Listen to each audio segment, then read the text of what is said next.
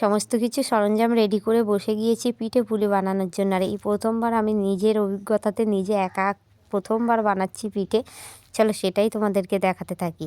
কড়াইতে দিয়ে দিয়েছি সুজি আর পরিমাণ মতো চিনি দেবো, যেটা যে তোমরা যে যেরকম মিষ্টি খাও সেই পরিমাণ দেবে। আর আমি প্রথমবার বানাবো সুজির পুর দিয়ে পুলি পিঠে।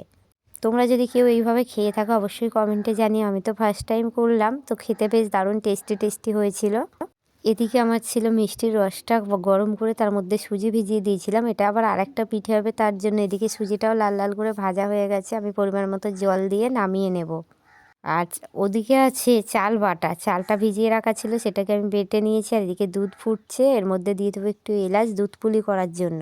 পিঠে আমি তেমন একটা ভালোবাসি না খেতে, এই দুধ পুলি আর ভাজা পিঠে মানে তেলের পিঠেটাই একটু আধটু খাই। এখানে গরম জল দিয়ে দিয়েছি কড়াইতে, আর একটু লবণ দিয়ে দিয়েছি। ওই যে চাল বাটাটাকে এটা দিয়ে ভালো করে কাই মেরে নেব।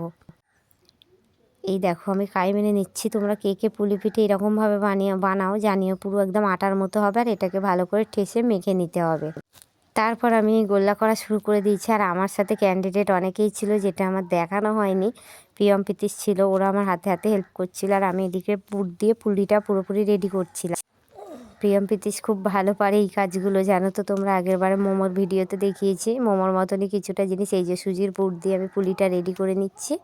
তোমরা কারা পিঠে খেতে কিন্তু খুব ভালোবাসো জানিও। আমি যেমন খুব ভালোবাসি না, কিন্তু বানাচ্ছি অল্প একটু খাওয়ার জন্য।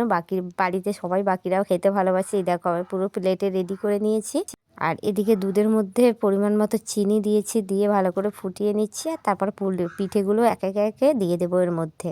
এদিকে আবার তেলের পিঠের জন্য গোলা রেডি করেছি। চালের গুঁড়ো আটা ময়দা দিয়ে গোলা গুলে নিয়ে দেখো তেলের পিঠে ফার্স্ট টাইম করছি।